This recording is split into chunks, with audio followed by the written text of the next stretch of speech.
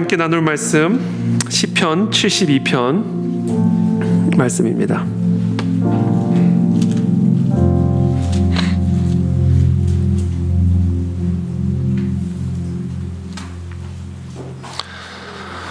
시편 72편 1절부터 20절까지 우리 저와 여러분들이 한 절씩 교독하겠습니다. 하나님이여 주의 판단력을 왕에게 주시고 주의 공의를 왕의 아들에게 주소서.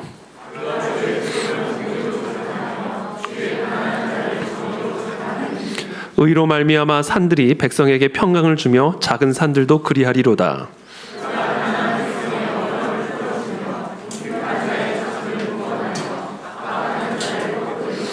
그들이 해가 있을 동안에도 주를 두려워하며 달이 있을 동안에도 대대로 그리하리로다.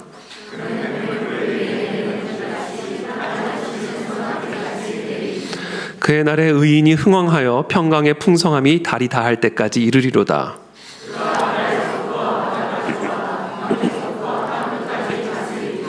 광야에 사는 자는 그 앞에 굽히며 그의 원수들은 티끌을 핥을 것이며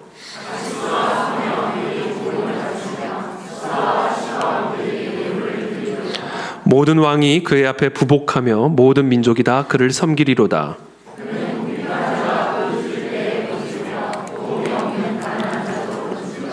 그는 가난한 자와 궁핍한 자를 불쌍히 여기며 궁핍한 자의 생명을 구원하며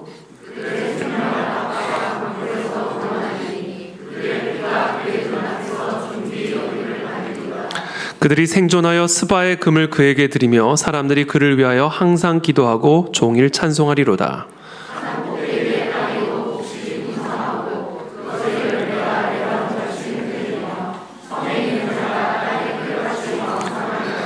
그의 이름이 영구하며 그의 이름이 해와 같이 장구하리로다. 사람들이 그로 말미암아 복을 받으리니 모든 민족이 다 그를 복되다 하리로다.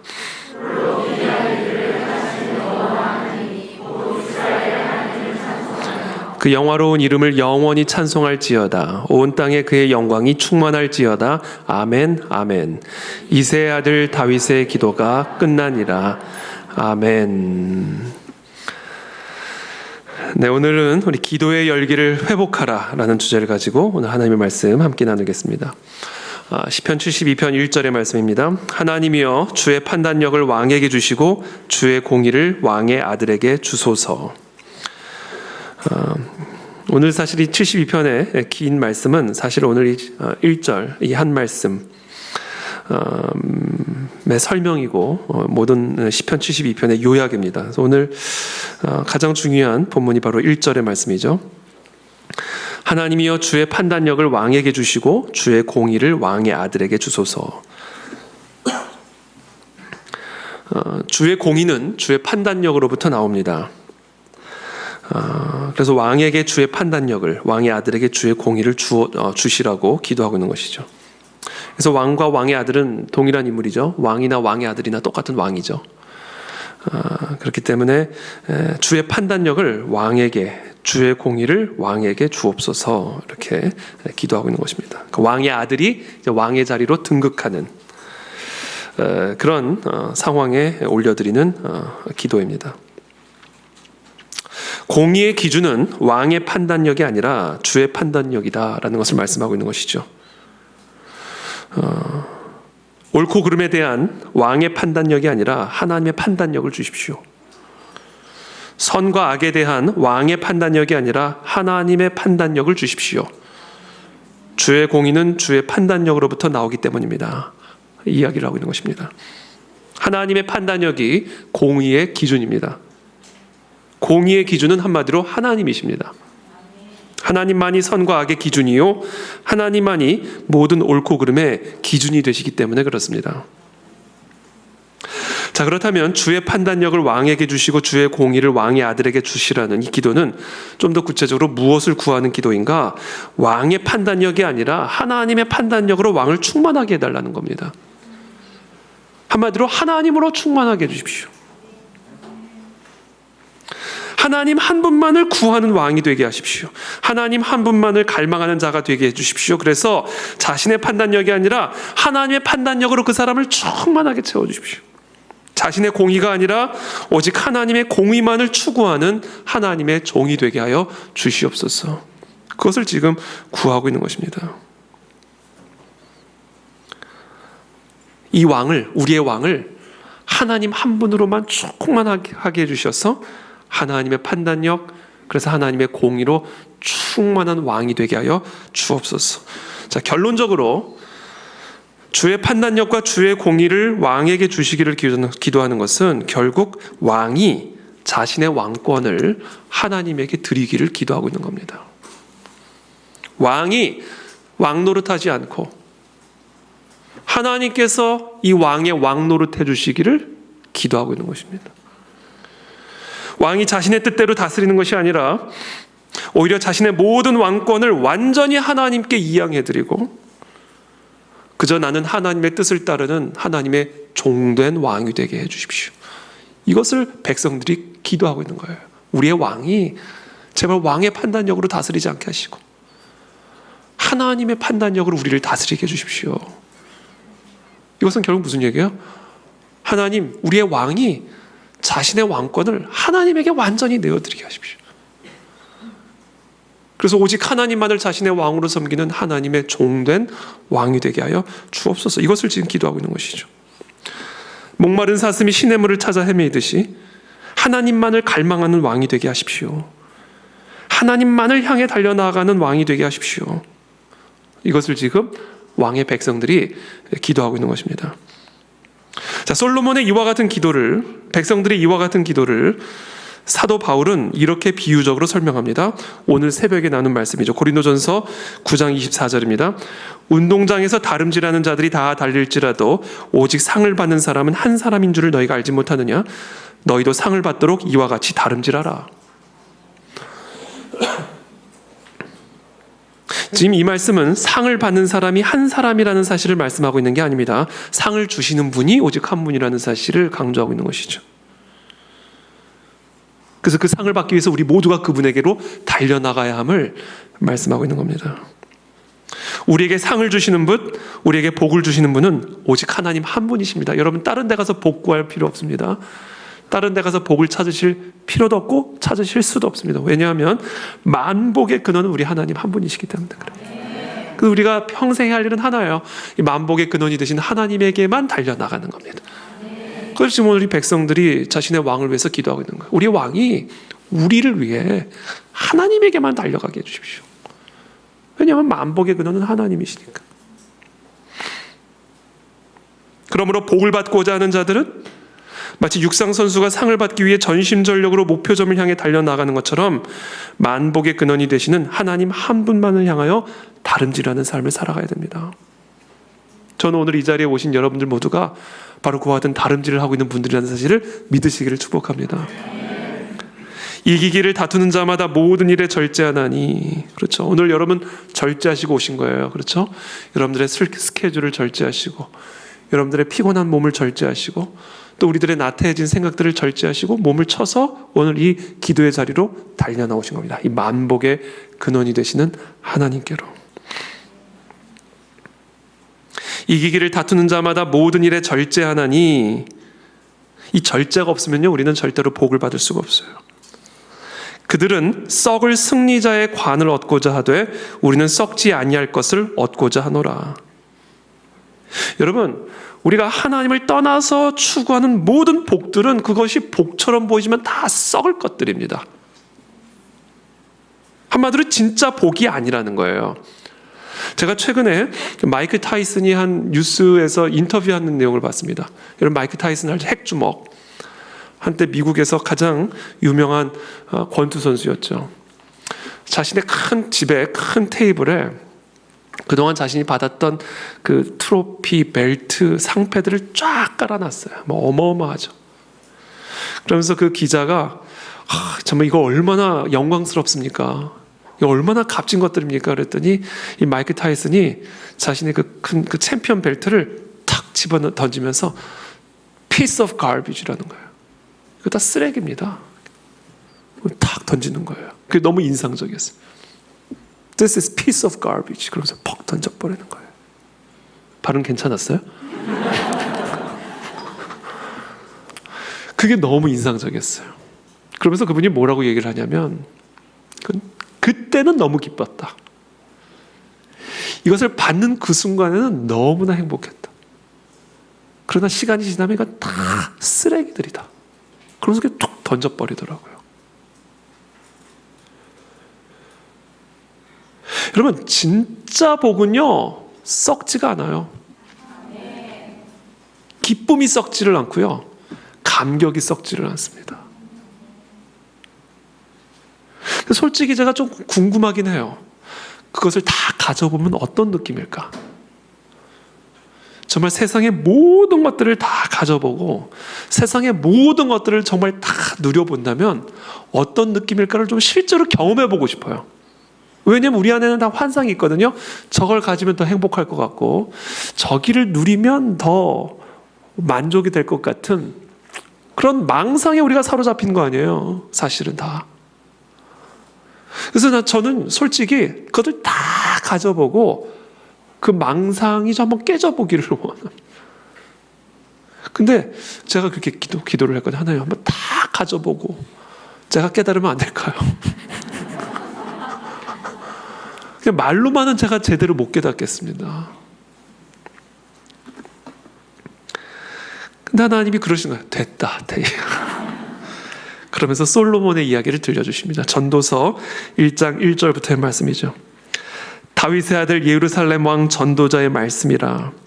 전도자가 이르되 헛되고 헛되며 헛되고 헛되니 모든 것이 헛되도다. 해 아래에서 수고하는 모든 수고가 사람에게 무엇이 유익한가? 여러분, 솔로몬은요 세상에서 모든 걸 다 가져본 사람입니다. 평생을. 왕이잖아요. 죽을 때까지 왕이잖아요. 평생을 세상에서 자기가 하고 싶은 거 다 해보고 갖고 싶은 거 다 가져보고 가질 수 있는 건 다 가져봤던 사람이에요. 근데 그 사람이 인생 말년에 하는 고백이 뭐냐면 헛되고 헛되며 헛되고 헛되니 모든 것이 헛되다. 그러면서 이렇게 말씀하세요. 모든 만물이 피곤하다는 것을 사람이 말로 다 말할 수는 없나니 눈은 보아도 족함이 없고 귀는 들어도 가득 차지 아니하도다. 그러니까 아무리 봐도 만족이 없고 아무리 들어도 만족이 없다라는 거예요. 무엇이든지 내 눈이 원하는 것을 내가 금하지 아니하며 절제하지 않고 무엇이든지 내 눈이 원하는 것을 내가 금하지 않아요. 내 눈이 하고 싶은 대로 다 하게 내버려뒀다. 무엇이든지 내 마음이 즐거워하는 것을 내가 막지 아니하였으니 이는 나의 모든 수고를 내 마음이 기뻐하였음이라. 이것이 나의 모든 수고로 말미암아 얻은 몫이로다. 자, 그렇게 자기가 모든 것을 수고해서 무엇이든지 원하는 것을 금하지 않고 막지 않고 모든 것을 다 누렸다.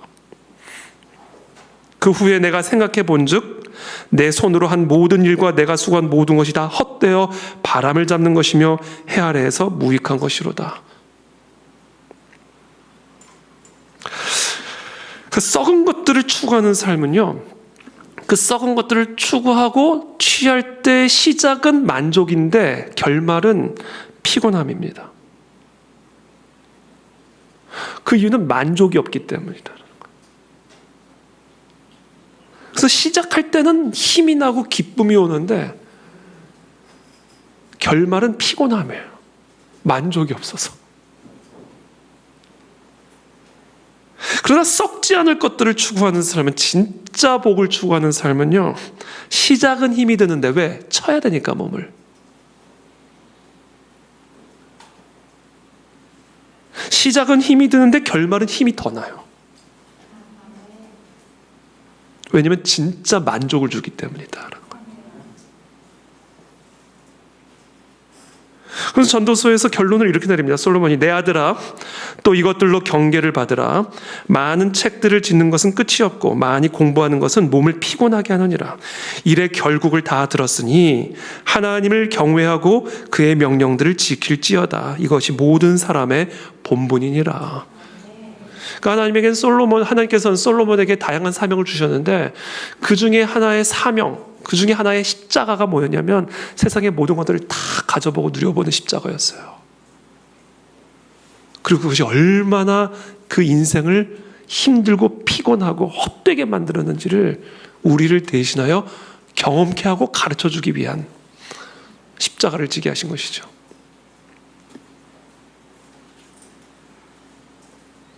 그러므로 이 시간 저와 여러분들을 축복합니다. 썩을 면류관을 위해서 달리지 마십시오. 썩지 않을 면류관, 썩지 않을 복을 위해서 달려가십시오. 진정한 복, 만복의 근원은 오직 한 분 하나님이십니다. 우리에게 진정한 만족을 주실 수 있는 분 오직 한 분 하나님뿐입니다. 만족의 근원, 만복의 근원 되시는 하나님 한 분만을 향하여 향방 없이 달리는 것 같이 달리지 말고 허공을 치면서 치는 것처럼 허공을 치지 마시고 하나님 한 분만을 향하여 달려나가는 저와 여러분들의 삶이 되시기를 예수님의 이름으로 축복합니다.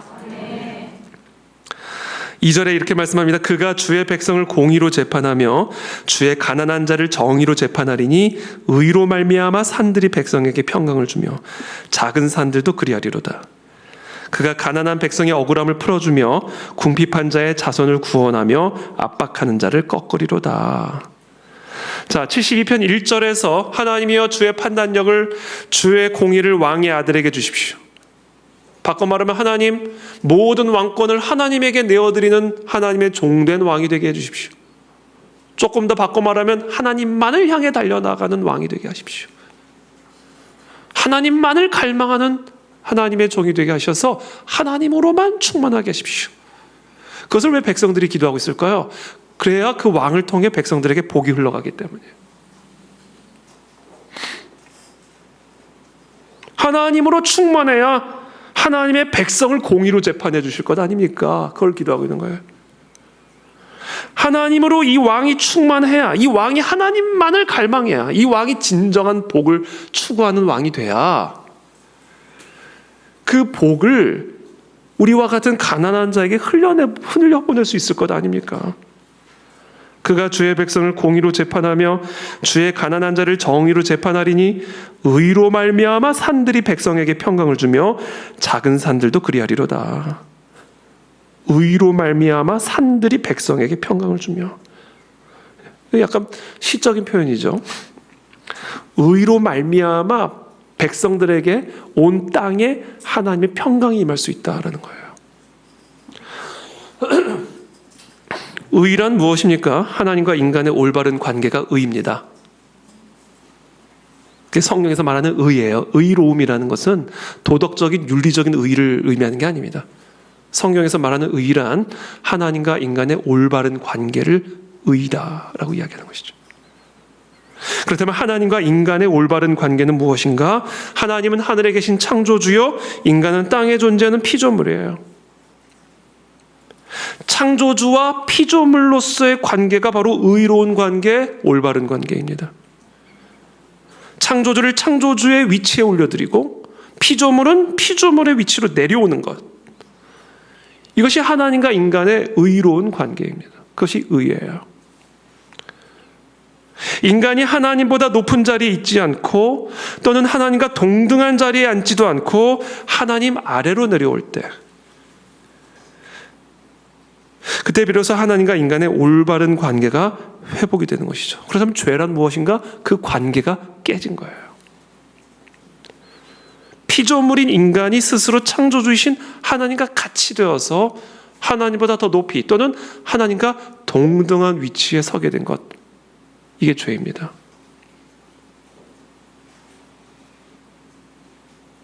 스스로 하나님과 같이 되어 선과 악을 판단하는 아담과 하와의 죄.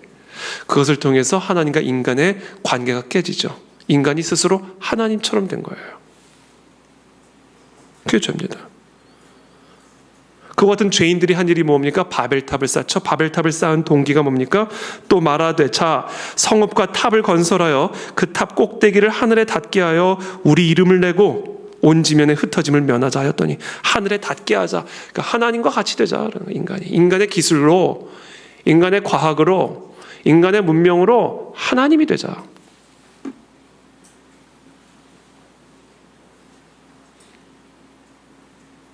너 아침의 아들 계명성이여 바벨론의 왕을 향한 말씀이시죠. 어찌 그리 하늘에서 떨어졌으며 너 열국을 엎은 자여 어찌 그리 땅에 찍혔는고. 네가 네 마음에 이르기를 내가 하늘에 올라 하나님의 뭇별 위에 내 자리를 높이리라. 내가 북극 지폐 산 위에 앉으리라. 가장 높은 구름에 올라가 지극히 높은 이와 같아지리라 하던도다.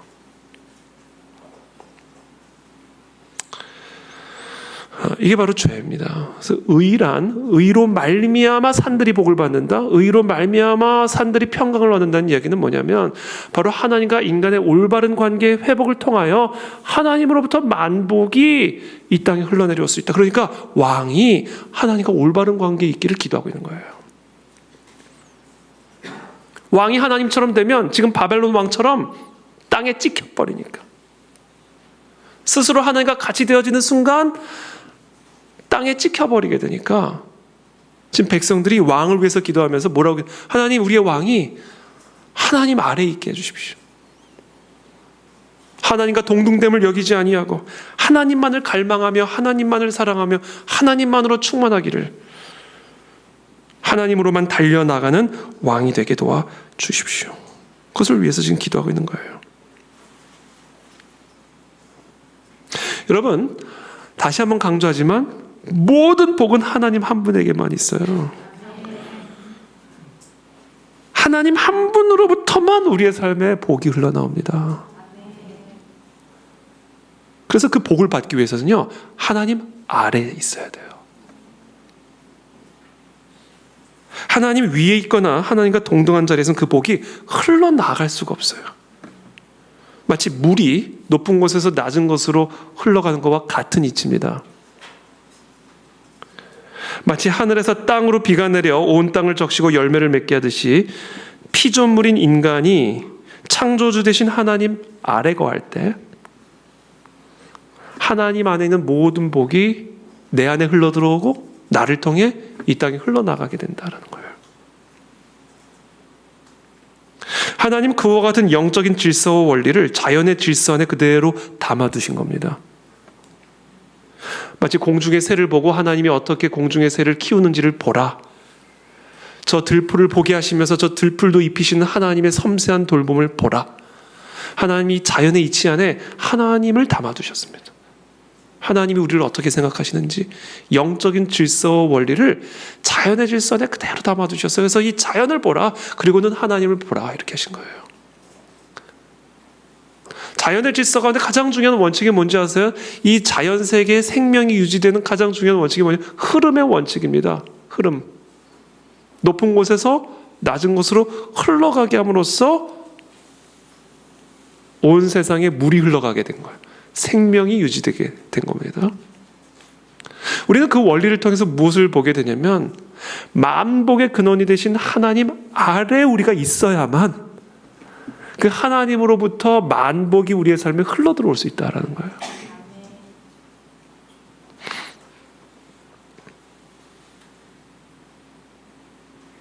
그 하나님의 복이 우리에게 흘러들어와야 우리를 통해서 이 땅에 그 복이 흘러나가게 된다는 거예요. 그래서 여러분, 인간의 위치가 중요합니다. 이 세상 만물이 회복이 되고자 한다면, 우리의 가정이 회복이 되기를 원한다면, 우리의 기업이 살아나기를 원한다면, 이 나라가 살아나기를 원한다면 이 땅에 인간의 위치, 인간의 태도가 중요하다.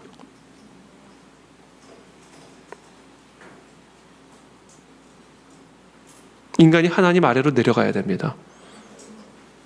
그리고 인간이 하나님 아래로 내려가는 것은 곧 하나님만을 구하는 거예요. 하나님만을. 그렇죠?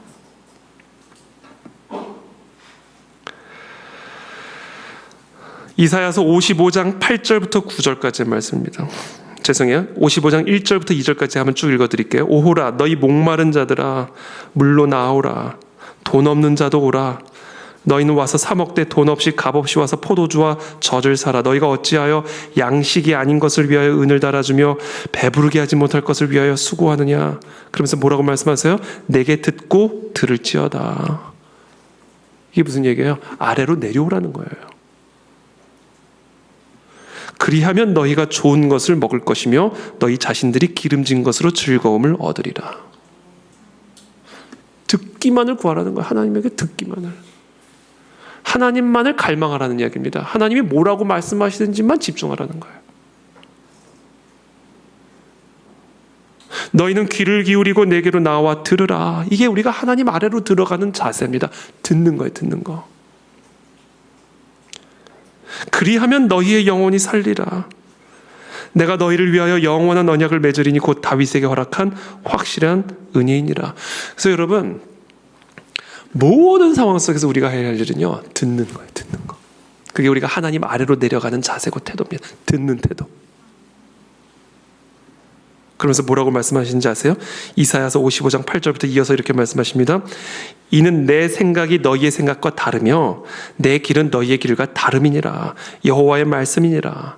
그러면서 어떻게 다른지를 말씀하세요. 이는 하늘이 땅보다 높음같이 내 길은 너희의 길보다 높으며 내 생각은 너희의 생각보다 높음이니라. 그러니까 이 높은 곳에서부터 흘러내려오는 그 소리를 귀 기울이라는 거예요.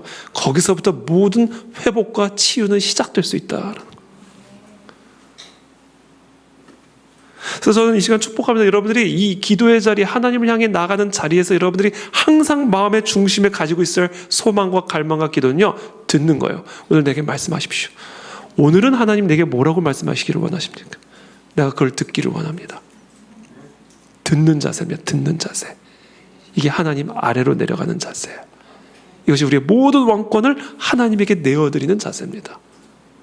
듣고자 하는 자세가 하나님만을 갈망하는 자세예요. 그게 오늘의 기도입니다. 하나님이여, 주의 판단력을 왕에게 주시고 주의 공의를 왕의 아들에게 주십시오. 이게 무슨 얘기예요? 주의 판단력을 듣게 하여 주십시오. 이 얘기예요. 저는 여기 계신 우리 모든 부모님들이 하나님을 들을 수 있는 분이 되시기를 축복합니다. 그때 하나님의 복이 나를 통하여 우리의 가정에 흘러들어가게 됩니다. 교회를 위해서 기도할 때 여러분이 여러 가지를 위해서 기도하시지만 특별히 무엇을 위해 기도하시냐면 저에게 하나님의 음성을 들려주십시오. 하나님을 듣게 해주십시오. 그때 우리의 교회에 하나님의 복이 흘러들어가 여러분들에게 그 복이 흘러들어갈 수가 있게 되는 거죠. 이 나라의 지도자들이 하나님을 들을 수 있는 자들이 되게 도와주십시오.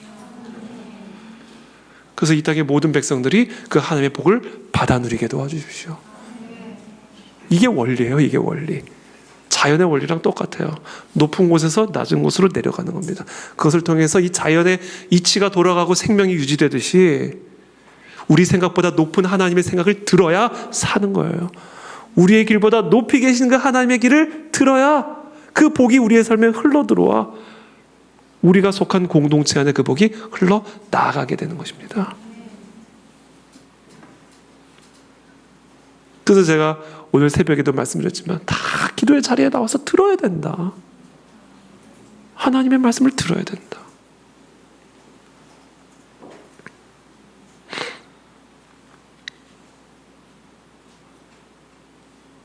그러면서 이렇게 말씀하세요. 이사야서 55장 10절에 이는 비와 눈이 하늘로부터 내려서, 그러니까 자연의 이치로 설명하잖아요.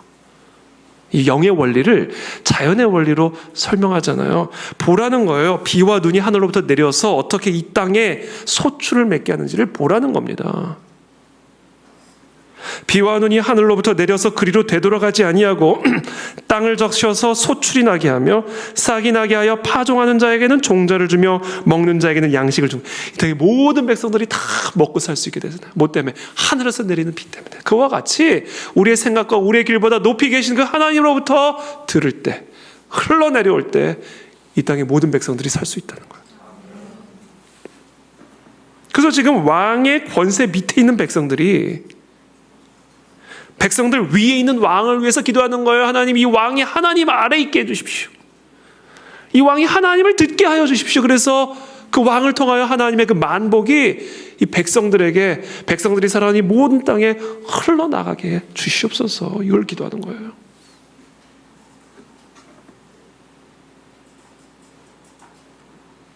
이것이 오늘 밤 저와 여러분들이 기도해야 할 기도 제목입니다. 우리는 다 왕입니다, 여러분. 우리가 왕이에요. 우리가 이 땅의 왕이에요. 왕의 아들이요 왕의 딸이니까 우리가 왕이죠.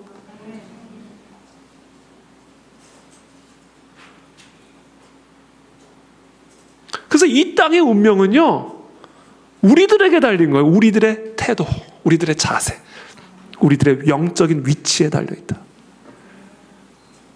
제가 오늘 예배 올라오기 전에 우리 바이든 대통령과 윤석열 대통령 지금 평택에서 만나서 약수하고 하는 모습을 제가 쭉 봤는데, 이 나라의 운명이 마치 자기들의 손에 달린 것처럼 거만하게 이렇게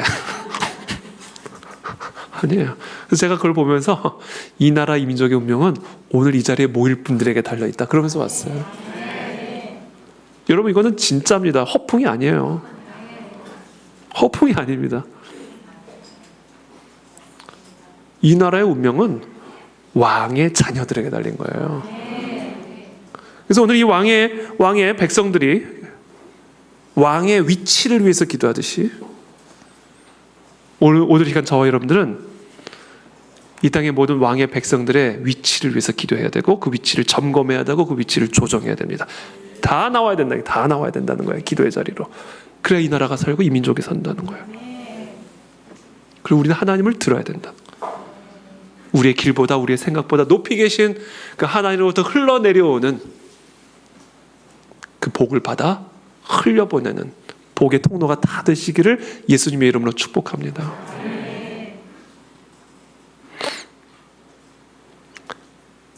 사도 바울이 그것을 이제 인체적으로 표현한 거죠. 그리스도는 머리요, 우리는 몸이다. 머리로부터 몸에 탁 흘러내려오는 거잖아요. 그러니까 성경을 보면요, 어떤 부분에서는 인체, 어떤 부분에서는 자연의 원리로 이 영적인 원리를 설명합니다. 그러니까 하나님이 우리를 이렇게 머리, 몸으로 만드시고 이 땅의 모든 자연의 질서를 이렇게 높은 곳에서 낮은 곳으로 흘러내려오게 하신 이 모든 조치가 결국 이 영적인 원리를 우리에게 가르쳐 주시기 위함이었던 것 같아요.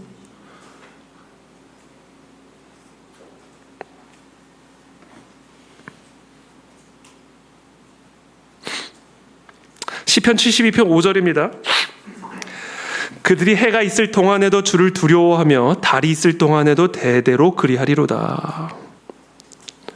자, 이처럼 의의 회복이 일어날 때, 하나님과 인간의 관계의 회복이 일어날 때, 왕 같은 우리 모두들이 하나님 아래 거하여 하나님으로부터 들려진 그 음성을 듣는 일에 집중하며 나아갈 때, 그때 주를 두려워하게 된다. 왜 주를 두려워하게 될까요? 하나님의 놀라운 능력이 나타나니까.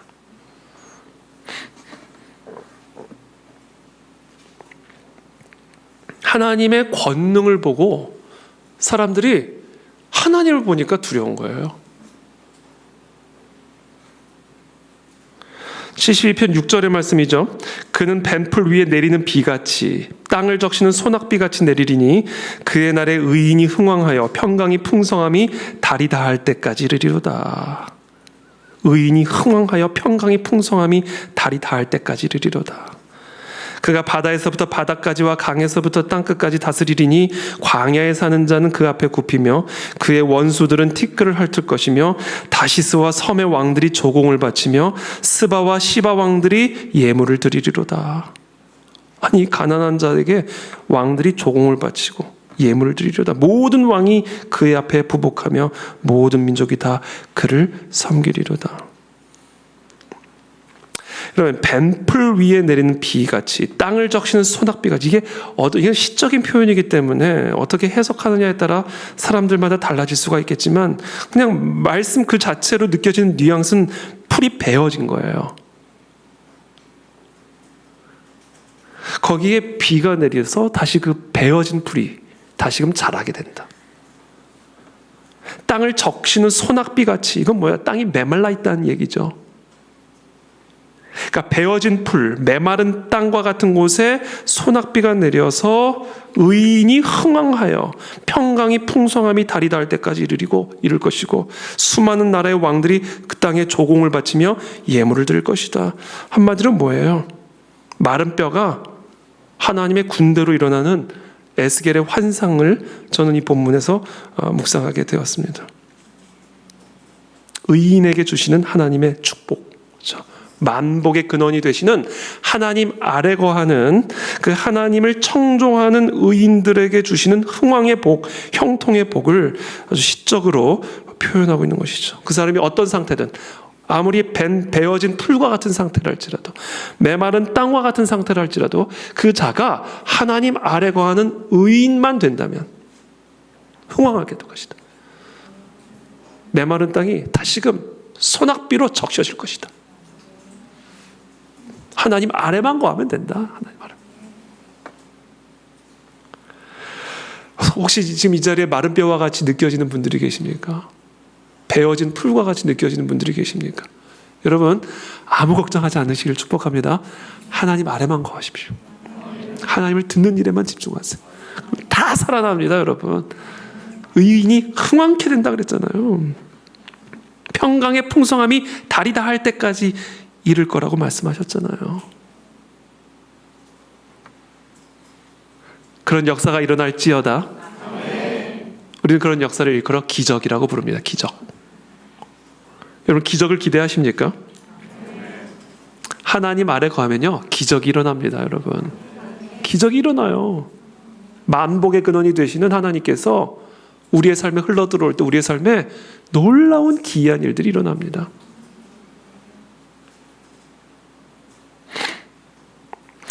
자, 기적이란 무엇일까? 기적을 어떤 사람들은 이 세상으로의 하나님의 직접적인 개입이라 정의를 합니다. 그러니까 이 세상 속에 하나님이 직접적으로 개입하는 걸 기적이라고 얘기를 하는데, 이 정의는 옳은 정의는 아니에요. 왜냐하면 항상 하나님은 개입하고 계시거든요. 하나님께서 비를 내리신다 표현하거든요. 비 내리는 거 자연의 원리가 아니에요. 하나님이 내리시니까 내리는 겁니다. 풀이 자라게 하신다 표현하거든요. 능력의 말씀으로 만물을 붙들고 계신다 말씀하시거든요. 그러니까 하나님은 항상 개입하고 계셔요. 그 기적이라는 단어를 하나님이 이 세상에 직접적으로 개입하는 사건으로 말을 한다면 이것은 올바른, 그러면 기적이 안 일어나면 개입하지 않고 있다는 얘기? 그건 아니죠. 이신론이라고 합니다. 그런 걸 이신론. 그러니까 지구가 기계처럼, 뭐 시계 태엽처럼 그냥 작동하는 거예요. 해가 뜨고 해가 지고 비가 내리고 비가 안 오고, 그냥 이게 시계 태엽처럼 자동적으로 기계적으로 움직이고 있다. 그러다가 하나님이 특정한 일에 개입하실 때 기적이 일어난다. 그러니까 이신론적인 이단적인 생각입니다. 그건 옳은 기적에 대한 정의가 아니에요. 그러면 기적에 대한 옳은 정의가 무엇일까? 기적에 대한 정의는 이거예요. 하나님께서 그의 백성들로 하여금 경외와 두려움을 갖고 하나님을 증거하도록 하기 위한 흔치 않은 하나님의 역사다. 이것을 조금 분리해서 설명하면, 첫 번째, 기적이란 이 세상에서 흔치 않은 방법을 통한 하나님의 역사, 덜 일반적인 방법이에요. 이게 기적입니다. 두 번째, 기적은 하나님이 그것을 통해서, 그러니까 덜 일반적으로 나타나는 그 사건을 통해서 하나님의 전능하신 능력을 사람들에게 증거하시는 방법입니다. 마지막으로 세 번째, 그것을 통해서 사람들로 하여금 놀라움과 두려움을 갖게 만드는 사건이에요. 이 세 가지가 기적의 요소고 정의입니다. 성경은 하나님께서 기적을 행하시는 이유가 사람들의 놀라움과 경외심을 불러일으키기 위한 것이라는 사실을 가르쳐줍니다. 사람들의 놀라움과 경외심을 불러일으키는 하나님의 그 전능하신 능력, 그것이 나타나는 사건이 바로 기적이다. 모세가 지팡이를 뱀으로 만들고 그의 손이 나병에 걸렸다가 깨끗함을 받은 이 모든 기적은 하나님께서 모세를 보내셨음을 이스라엘 백성들에게 나타내기 위한 사건이었어요. 하나님의 전능하신 능력이 모세와 함께하고 계심을 나타내기 위한 기적이었습니다. 신약에서 예수님이 행하신 이 모든 기적들은 예수님이 단순히 마리아의 아들이 아니라 하나님으로부터 오신 분이라는 사실을 증거하는 역할을 했죠. 베드로가 이렇게 설교합니다. 하나님께서는 나사렛 예수로 큰 권능과 기사와 표적을 너희 가운데서 베푸사 너희 앞에서 그를 증거하셨느니라.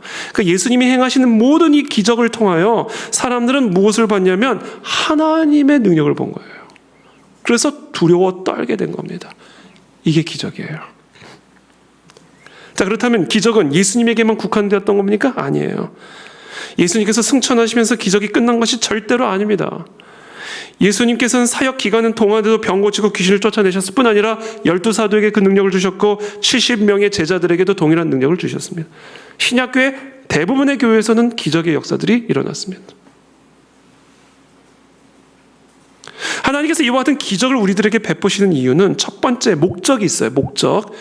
복음의 메시지에 권위를 부여하고자 함이에요. 하나님의 말씀에 하나님의 권위를 부여하기 위해서 기적을 베풀어 주십니다. 오죽하면 니고데모와 같은 사람이 밤에 사람의 눈을 피해서 예수님에게 찾아왔겠어요. 그 바리새인의 지도자가.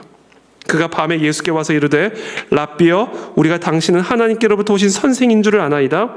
하나님이 함께 하시지 아니하시면 당신이 행하시는 이 표적을 아무도 할 수 없음이니이다. 이 바리새인 중에 바리새인이었던 니고데모가 예수님이 행하시는 표적을 보니까 이분은 하나님인 거예요. 그래서 사람들의 눈을 피해서 밤에 예수님에게 찾아온 겁니다. 이건 뭐예요? 예수님이 행하신 그 놀라운 기적적인 사건을 통해서 하나님의 능력을 보게 된 겁니다. 그게 기적이에요. 베드로가 사방으로 두루다니다가 룻다에 사는 애니아라고 하는 중풍병자를 만납니다. 8년이나 이 중풍병으로 투병하던 사람이었어요. 베드로가 이르되 애니아야 예수 그리스도께서 너를 낫게 하시니 일어나 네 자리를 정돈하라 한데 곧 일어나니 룻다와 사론에 사는 사람들이 다 그를 보고 주께로 돌아오니라. 8년이나 중풍병으로 앓고 있었던 이 애니아라는 사람을 사도 베드로가 예수 그리스도 이름으로 일으키는 모습을 보고는 하나님의 능력을 본 거예요. 그리고는 그리스도께로 돌아가는 겁니다. 이게 기적이에요.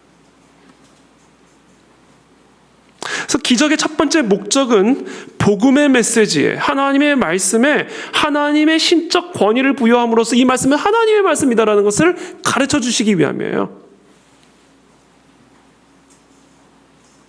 지금 제가 이제 기적에 대해서 조금 더 설명을 드릴 텐데 제가 이 말씀을 드리는 이유는 기적이 일어날 것이기 때문에 그렇습니다. 우리 모두가 기적을 구해야 되기 때문에 그래요. 두 번째 목적이 있습니다. 신약 성경에 보면 하나님이 기적을 베푸시는 이유가 있어요. 목적이 있습니다. 하나님의 나라가 이미 임했고 우리들의 삶 속에 백성들의 삶 속에 그 하나님의 나라의 효력이 이미 나타났음을 보여주기 위함이에요. 마태복음 12장 28절에서 예수님 말씀하세요. 내가 하나님의 성령을 힘입어 귀신을 쫓아내는 것이면 하나님의 나라가 이미 너희에게 임하였느니라. 그러니까 지금 내가 귀신을 쫓아내는 이 기적을 통해서 너희들은 무엇을 알아야 되냐면 하나님의 나라가 이미 시작됐음을 봐야 된다는 거예요. 이게 하나님이 우리에게 기적을 베푸시는 두 번째 목적입니다. 하나님의 나라가 이미 우리 가운데 시작됐음을 보여주기 위함이에요. 기적의 세 번째 목적이 있습니다. 궁핍과 환난에 처한 사람을 돕기 위함입니다. 여리고 근처에 있던 두 소경이 우리에게 자비를 베푸소서라고 외칠 때 예수님께서는 그들을 불쌍히 여기셔서 그들의 소경됨을 고쳐주셨습니다. 많은 무리들을 보시고 그들을 불쌍히 여기셔서 병자들을 고쳐주셨습니다. 자, 여기서 기적들이란 어려움에 처한 환난과 궁핍에 처한 사람들을 향한 하나님의 자비하심의 증거로서 베풀어지는 겁니다. 이게 세 번째 기적의 목적이에요. 기적의 네 번째 목적이 있습니다. 하나님의 나라 사역에 장애가 되는 것을 제거하기 위함이에요. 예수님께서 베드로의 장모를 고치자마자 이 장모가 일어나 예수님을 수종듭니다. 모르겠어요. 그전엔 베드로의 장모가 어땠는지. 제 생각에는 별로 예수님에 대해서 좋지 않게 생각했을 가능성이 커요. 왜? 배와 그물을 다 버리고 예수님을 쫓아가니까. 내 딸 굶주리게 고생시키니까 베드로의 장모가 베드로에 대해서 썩 좋지 않게, 특히 예수님에 대해서 썩 좋지 않게 생각했을 것 같아요. 근데 아픈 거예요. 병이 든 겁니다. 예수님이 오셔서 고쳐주신 거예요. 그때부터 예수님에게 수종을 들기 시작하는 거예요. 생각해보세요. 베드로의 장모가 맨날 베드로를 바가지는 거예요. 또 내 딸 데려가서 이렇게 고생시키고 베드로가 사역이 되겠습니까? 사역에 방해가 되는 것을 제거하시는 기적이에요.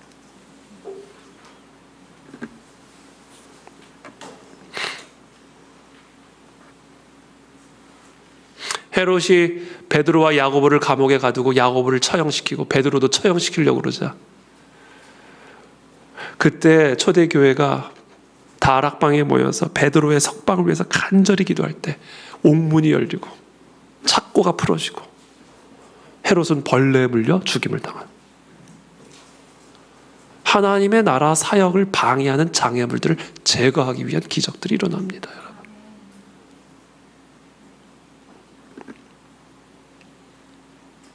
이것은 조금 다르게 표현하면요. 하나님께서 저와 여러분들의 삶에 기적을 베푸실 때는요, 그 기적이 온전히 하나님을 수종드는 일에 쓰이기를 원하시는 거예요. 병을 고쳐주셨다?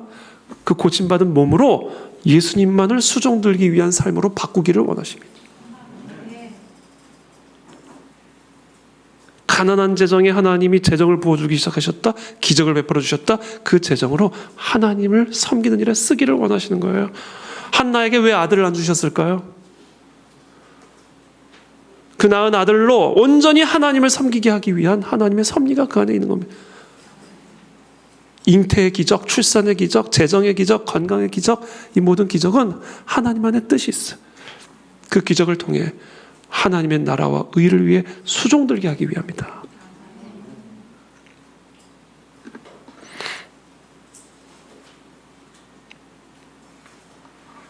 자, 이와 같은 기적들은요, 사도들에게만 국한된 게 아니에요. 여러분, 이 생각이 풀어지게 되기를 축복합니다. 여러분, 기적을 담대하게 구하세요. 이런 목적으로.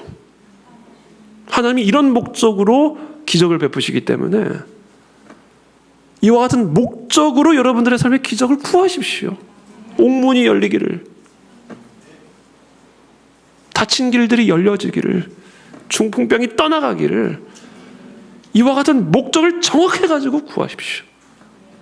하나님을 청종하십시오. 하나님 아래로 들어가십시오. 그러면 만복이 흘러 들어온다니까요, 여러분.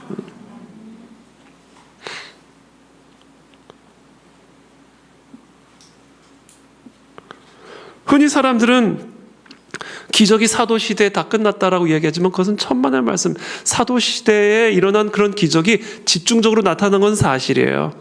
그러나 그렇다고 해서 그때가 끝이다가 아니에요. 그것은 오히려 모형이에요. 우리 모두가 따라가야 할, 우리 모두에게 주어진 모형으로 제시된 겁니다. 그때 모든 기적은 다 부어졌다가 아니에요.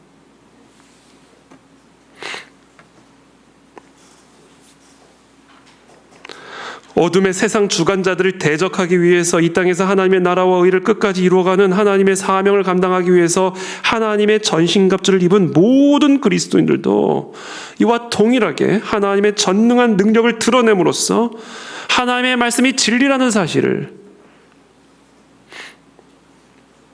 하나님의 전능하신 능력이 실제로 역사하고 계심을 모든 사람들에게 보여 알게 하기를 원하신다라는 겁니다.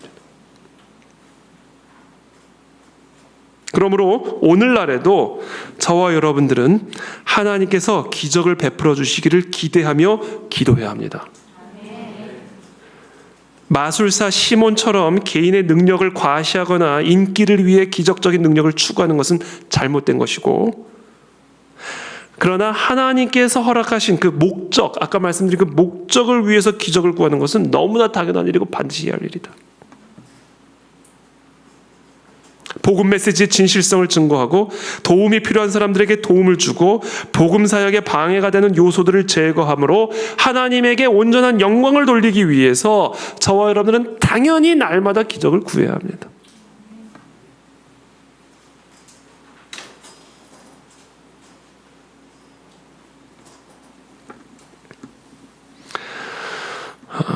물론 기도에 대한 그 기적적인 응답이 언제나 일반적인 방편을 통한 응답보다 더 나은 것이라고 가정해서는 안 돼요. 예를 들면 의술을 통한 치료를 멸시해서는 안 됩니다.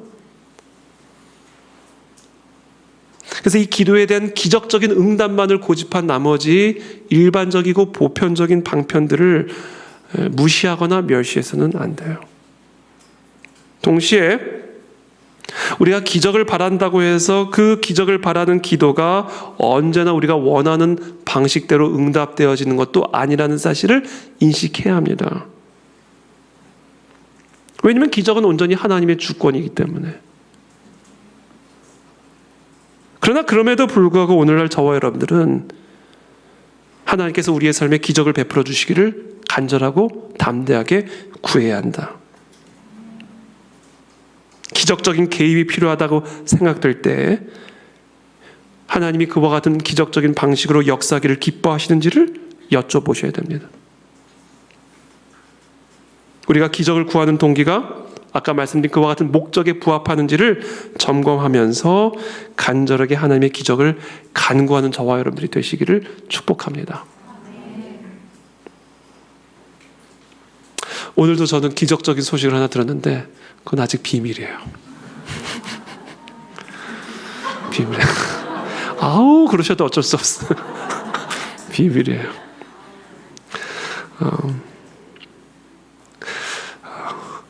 그래서 하나님이 기적을 구해라. 기적을 구해라. 전 저와 여러분들의 삶에 그런 기적적인 소식들이 계속해서 일어나게 되기를 원합니다. 출산의 기적이 일어나고 진로의 기적이 일어나고 치유의 기적이 일어나고 우리 온 교인이 그것을 담대하게 하나님 앞에 구하며 하나님 밑에서 그것만을 갈망할 때 하나님 우리에게 기적을 베풀어 주실 거예요. 그것을 12절부터 이렇게 말합니다. 그는 궁핍한 자가 부르짖을 때 건지며 도움이 없는 가난한 자도 건지며 그는 가난한 자와 궁핍한 자를 불쌍히 여기며 궁핍한 자의 생명을 구원하며 그들의 생명을 압박과 강포에서 구원하리니 그들의 피가 그의 눈앞에서 존귀히 여김을 받으리로다. 궁핍한 자가 부르짖을 때 건져짐을 당하는 기적이 일어나게 될 것이다. 저는 이걸 믿습니다, 여러분. 그러니까 여러분, 의가 회복만 되면, 하나님과의 올바른 관계만 회복이 되면 하나님의 놀라운 구원과 건져주심의 역사들이 일어나요. 가나안 여인의 믿음을 제가 생각했습니다. 가나안 여인의 믿음. 흉악한 귀신 들린 딸을 두고 있는 이 이방 여인의 믿음. 내 딸을 고쳐주십시오. 외쳤더니 예수님이 한 말씀도 대답하지 않으세요. 그 제자들이 민망하니까 고쳐주지 않으실 것이면 빨리 내보내십시오. 민망하니까. 그때 예수님이 한 말씀을 더 하세요. 나는 이스라엘 집에 잃어버린 양 외에는 다른 데로 보내심을 받지 아니하였노라. 그때 여자가 그냥 간 게 아니에요. 예수께 절을 합니다. 더 낮아져요. 그냥 말을 하다가는 예수님이 더 치시니까 더 내려와요. 절하며 이르되 주여 저를 도우소서. 그때 예수님이 한 말씀을 더 하세요. 자녀의 떡을 취하여 개들에게 던짐이 마땅하지 않도다.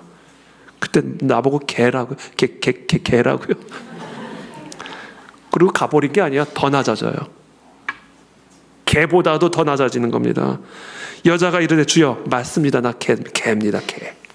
옳소이다마는 개들도 제 주인의 상에서 떨어지는 부스러기를 먹나이다. 더 낮아지라는 거예요. 낮아지고 더 낮아지고 더 낮아지라는 거예요. 그때 예수님이 말씀하신 거예요. 네 믿음이 크도다. 그리고 그 즉시 귀신이 떠나가고 딸이 치유를 받습니다. 기적이 일어나는 거예요, 여러분. 기적이 일어나지 않은 이유는 낮아지다가 그냥 튀어나가 버렸기 때문에 그래요.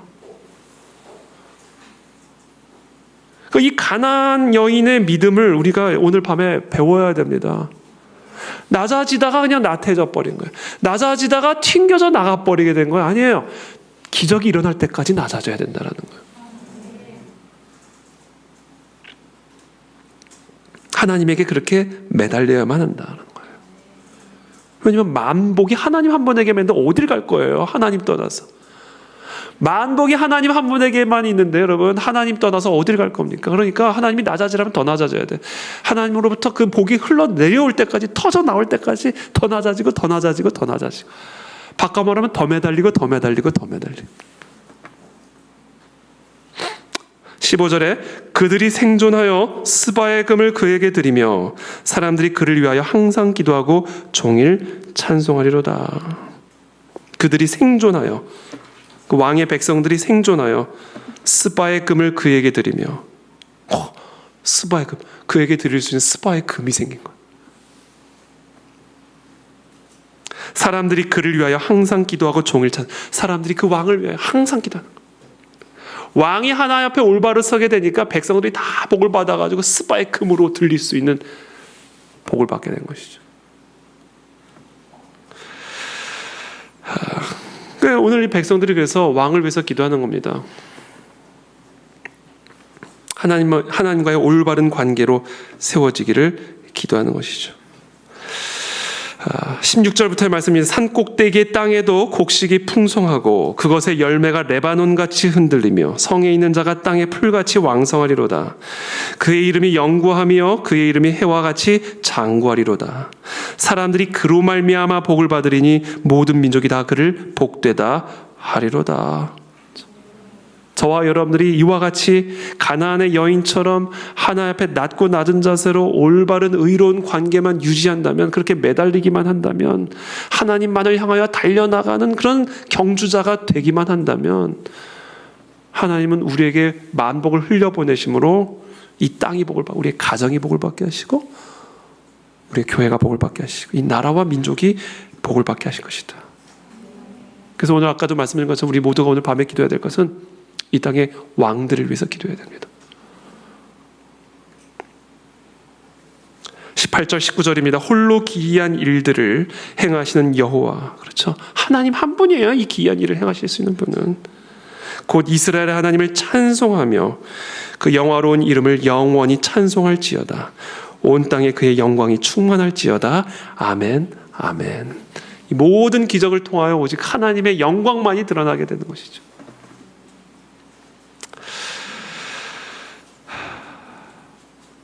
그래서 제가 오늘 새벽에도 나눈 것처럼 이게 오늘 그랬잖아요. 사도 바울이 내 몸을 친다. 나도 치고 여러분도 치고 서로 다쳐야 된다.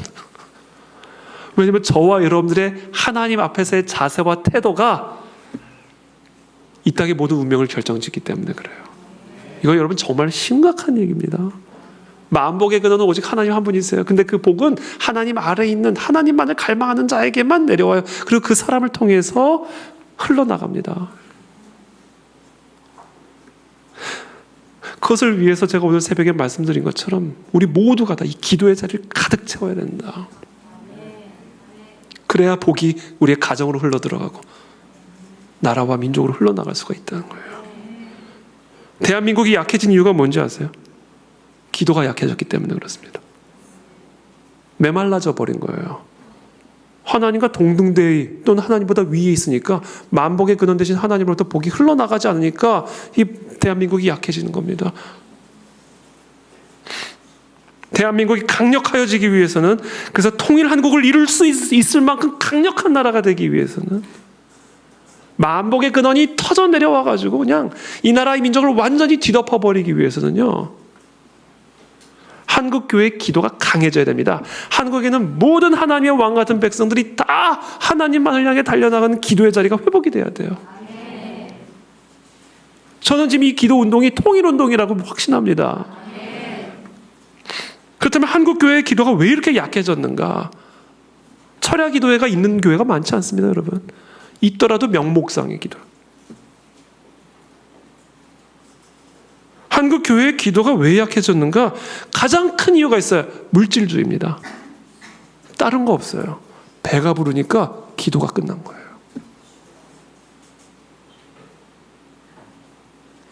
물질적으로 풍요로워지니까 즐기기 바빠지기 시작하는 거죠.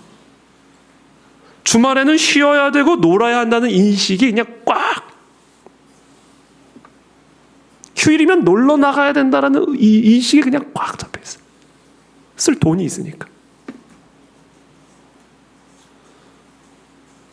과거에는 돈을 버느라 정신이 없었는데 이제는 번 돈을 쓰느라 정신이 없어진 거예요. 하나님을 절실하게 찾을 필요가 사라져버린 겁니다. 돈이 만복의 근원이 돼버린 거예요. 물론 제가 항상 강조하지만 쉼이 필요하고 여유도 가져야 됩니다. 이렇게 좋은 날씨에 저는 요새 그냥 너무 날씨가 좋아가지고 지하로 내려가는 게 너무 힘들어요. 그래서 막 어디 나가고 싶고 너무 날씨가 좋으니까. 저는 우리 성도님들이 이 좋은 날씨에 즐겁게 즐기기를 전 진심으로 원해요. 저도 마찬가지로. 저는 그럴 수가 없어서 지금 그러지만 여러분들이 그렇게 즐겁게 즐기실 때 제가 배가 아플까요? 아니에요. 진심이에요. 전 진심으로 기쁩니다. 정말이에요.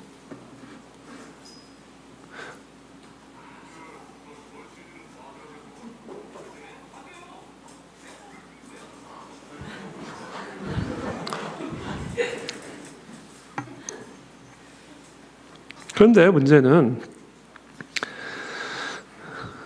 즐기는 게 나쁘다는 게 아니라 그런 과정에서 영적 느슨함이 우리 삶을 우리도 모르게 지배하기 시작한다는 거예요.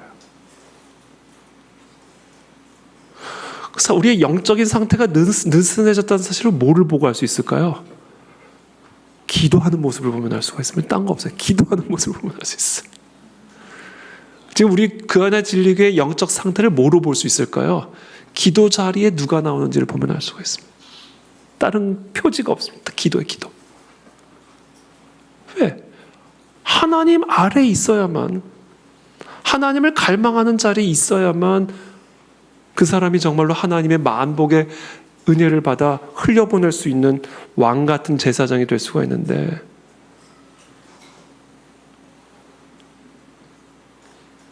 기도의 자리를 떠났고 기도가 느슨해지면 그것은 틀림없는 그냥 그 교회의 영적 상태입니다. 인간은요, 뭐 저도 마찬가지입니다만 배가 부르면요 기도를 안 해요. 편안하고 안일한 삶이 지속이 되면요 기도가 나오지 않습니다. 하품만 나와. 하품만. 그래서 때로는 하나님이 시련을 주시는 거예요. 깨어나라고. 하나님 아래로 내려오라고. 아까 바벨론 왕, 그 샛별, 스스로 하나님같이 높아지려고 했던 그 별을 하나님이 어떻게 하셔요? 땅에 찍어버리잖아요. 땅에. 느부갓네살에게 동물의 정신을 불어넣어가지고 왕궁을 떠나 저 들판으로 나가가지고 소처럼 풀을 뜯어먹게 하시잖아요. 여러분, 하나님이 하나님의 백성, 안일해진 하나님의 백성을 어떻게 다루든지 아세요? 독수리가 자기 자식 다루듯 다루신다. 성경은 그렇게 가르칩니다. 신명기 32장 11절부터 말씀이에요. 마치 독수리가 자기의 보금자리를 어지럽게 하며 자기의 새끼 위에 너풀거리며 그의 날개를 펴서 새끼를 받으며 그의 날개 위에 그것을 엎는 것 같이 여호와께서 홀로 그를 인도하셨고 그와 함께한 다른 신이 없었도다. 독수리는요, 자기 자식을 어떻게 가르치는가? 보금자리를 어지럽게 만들어요. 그래서 보금자리로부터 다 떨어지게 만듭니다. 그러면 자기가 막 살려고 이럴 거 아니에요? 근데 그 뭐 새끼의 날개는 힘이 없으니까 그냥 떨어지는 것이죠. 그때 독수리 어미가 밑으로 내려와서 날개를 펴서 그 떨어지는 독수리 새끼를 받아 다시금 올라간다라는 거예요. 하나님이 하나님의 자녀들을 그렇게 다루신다라는 거예요. 하나님은 우리의 안일함을 절대로 그냥 내버려 두지 않으십니다. 여러분 꼭 기억하십시오. 우리가 우리를 스스로 치지 않으면, 목자된 제가 저를 치고 여러분들을 쳐주지 않으면, 여러분들의 생각을 쳐주고 여러분들의 안일한 마음을 제가 쳐주지 않으면 하나님이 치세요. 이게 하나님이 하나님의 자녀를 다루시는 방식이에요. 여러분들의 안전하고 안일한 보금자리를 다 어지럽혀 버립니다. 그래서 그 갈망을 회복시키시고 우리의 잃어버린 그 위치와 태도와 자세를 회복시키기를 원하신다. 사람이 체온이 떨어지면 위험하죠. 그래서 아이스 아메리카노 너무 많이 드시면 안 돼요. 이 얼음을 많이 드시면 이 체온이 떨어져가지고 면역력이 별로 좋지가 않습니다. 면역력이 떨어지면 각종 질병에 걸리기가 쉽죠. 여러분, 우리가 아무리 수영을 잘해도 바다에 빠지면요 오래 못 삽니다. 저체온증 때문에. 타이타닉호에서 많은 사람들이 죽었던 이유가 이 빙산이 녹아가지고요. 아무리 튜브 가지고 물에 동동 떠 있어도 체온이 떨어지면 사람이 살 수가 없는 거예요. 그만큼 사람의 체온이 그렇게 중요한 겁니다. 개인과 교회에도요, 영적인 온도가, 이거 다 자연의 원칙 안에 영적인 원리들이 다 들어가 있다니까요, 여러분. 사람의 체온이 떨어지면 죽는 거예요. 마찬가지로 개인과 교회에도 이 영적인 온도가 있어요. 이 영적으로 이 저체온증에 걸리면 죽는 겁니다. 저는 그 안에 진료교회 목자로서 우리 교회 성도님들의 영적 온도를 확인할 의무가 있어요. 그리고 그 영적인 온도가 떨어졌다. 그럼 가장 먼저 저를 쳐야 되고, 그 다음엔 여러분들을 쳐야 됩니다, 제가. 여러분들의 생각을 치고 여러분들의 마음을 쳐서 떨어진 영적 온도를 다시금 높여야 돼요. 그게 목자의 책임이에요.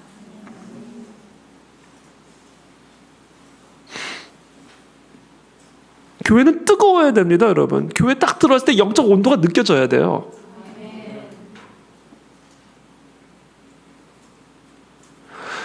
이 교회의 영적인 온도를 회복하기 위해서 제가 생각할 때 제일 중요한 것이 금요철야 기도입니다.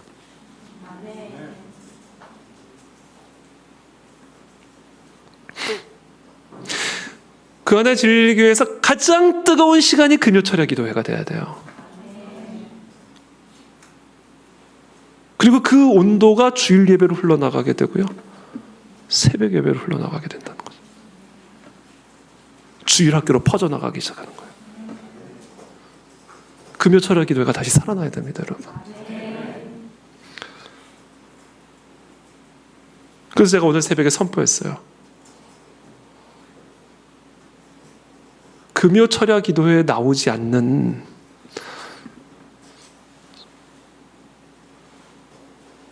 말 조심해야지, 여기서. 사람들은 안 돼요, 그러면. 네? 안 됩니다.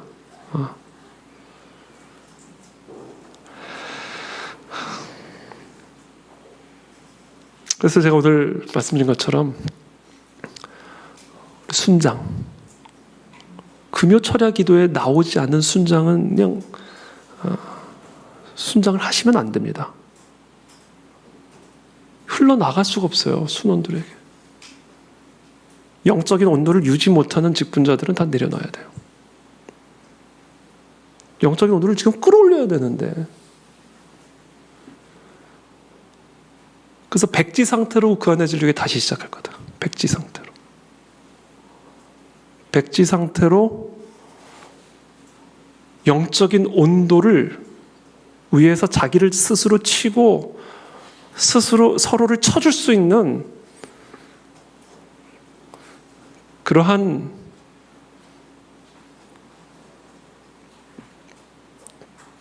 사람들로 다시 세워야 되겠다.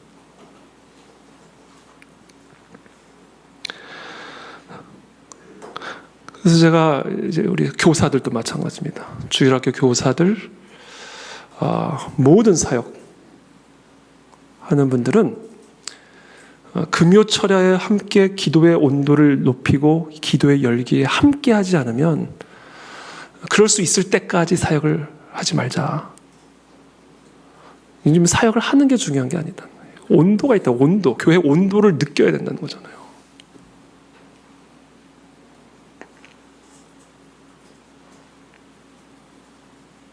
그래서 우리 모든 주일학교 교사들도 다 나와야 되고, 뭐 교역자는 말할 것도 없고, 그것을 위해서 내가 나를 더 쳐야 되겠구나.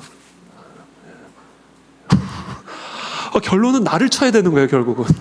그래서 내가 더 깨어서 기도해야 되고, 내가 더 어린이 금요철야도 만들려고 합니다. 어린이 금요철야. 할렐루야. 우리 지금 부모님들 여기서 다 기도할 때 어린이들은 밑에서 우리 강철민 전도사님, 우리 소정섭 전도사님,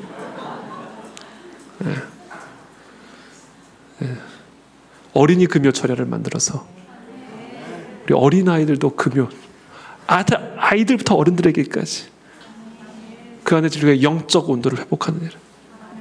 다 투입이 되야 되는 거죠. 그래야 이 교회를 통해 하나님의 복이 우리 가운데 충만하고 흘러나갈 수가 있다는 거죠. 그 일을 이제 할 겁니다. 그래서 여러분 저를 위해서 기도해 주시고 또 여러분들 스스로 위해서 기도해 주시고 영적인 온도가 회복되게 도와 주시옵소서. 어린이 금요 철야 가운데 놀라운 성령의 역사가 나타나 아이들이 방언을 받게 하시고 기도하는 가운데 환상을 보게 하시고 우리 청소년부는 저와 같이 드리고 청소년부 괜찮아요?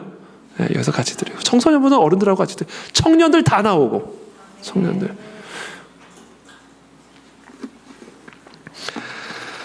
할렐루야. 그렇게 할 겁니다. 네. 같이 기도하며 나가겠습니다.